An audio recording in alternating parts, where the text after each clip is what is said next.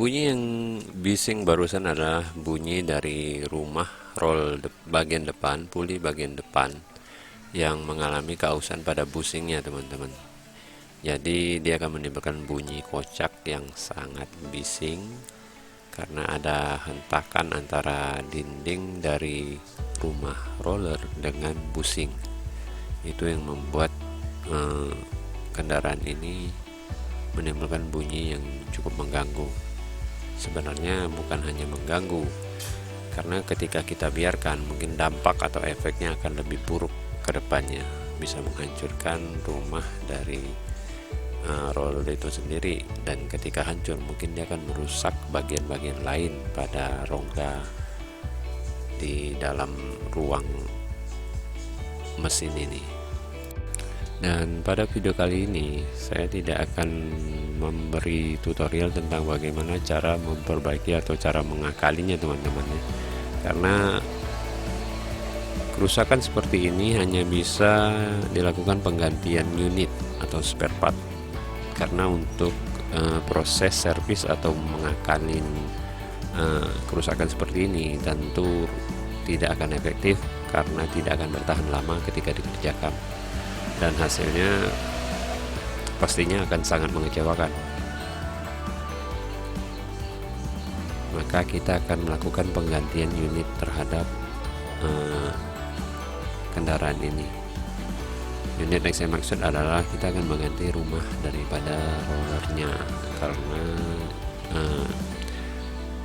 pastinya nggak bisa dipakai lagi jika rusak di bagian-bagian ini, teman-teman.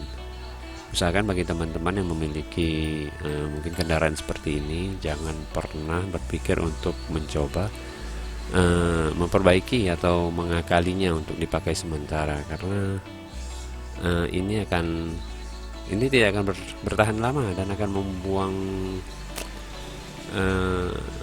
uang teman-teman saja, karena hasilnya tidak akan maksimal, dan ini akan terjadi lagi dan lagi. Sedangkan penggantian unit saja kadang masih kembali ke keadaan seperti ini, teman-teman.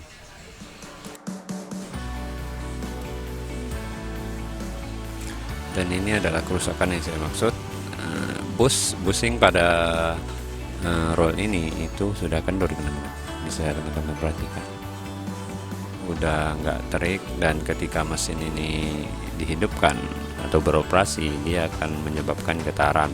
Ada hantaman antara busing dengan lubang busingnya, teman-teman.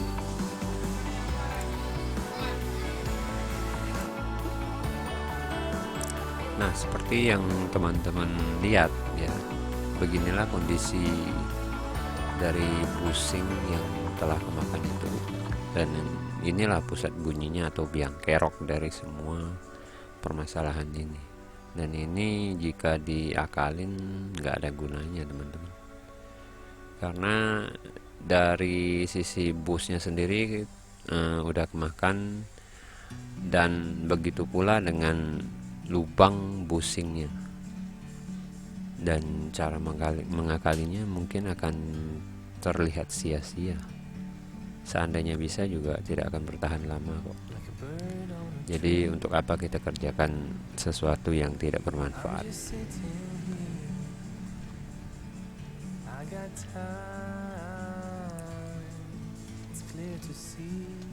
Yang teman-teman lihat saat ini adalah sebenarnya adalah proses penggantian daripada unit atau spare part rumah roller, atau kita sebut dengan puli depan atau CVT ya.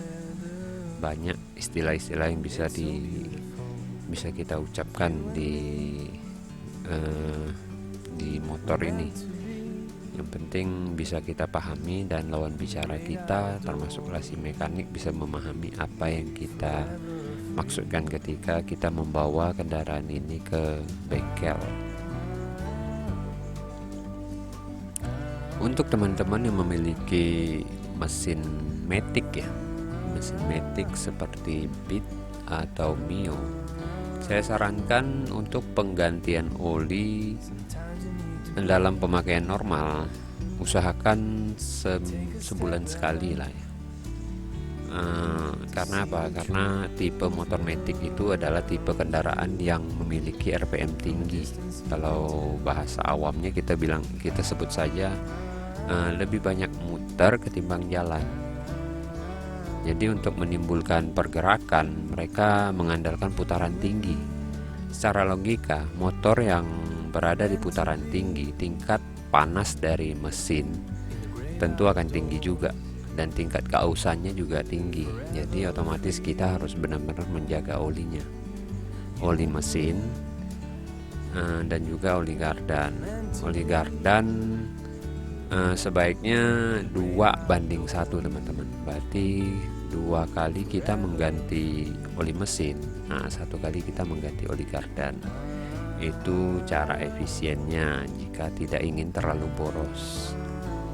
Dan teman-teman juga jangan menganggap remeh oli gardan, karena oli gardan itu sangat penting peranannya dalam menjaga rasio-rasio yang ada di dalam gardan tersebut atau sistem penggerak roda belakang ya. Karena rasio dari gardan ini cukup mahal jika rusak.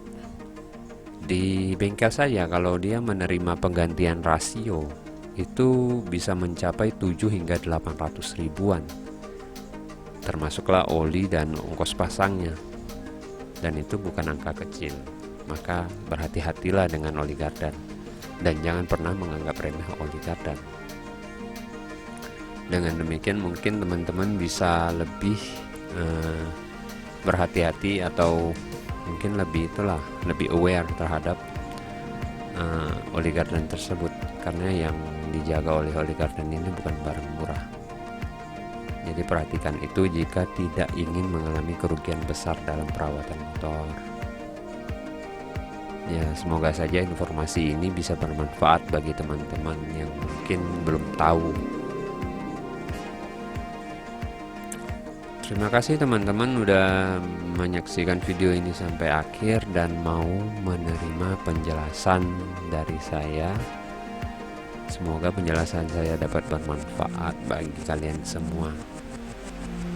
Dan bagi kalian yang baru di channel ini, silakan ditekan tombol subscribe-nya jika ingin berlangganan atau ingin mendapatkan notifikasi dari kami. Jika menganggap informasi yang kami sampaikan cukup bermanfaat bagi kalian semua. Akhir kata, terima kasih dan sampai jumpa lagi.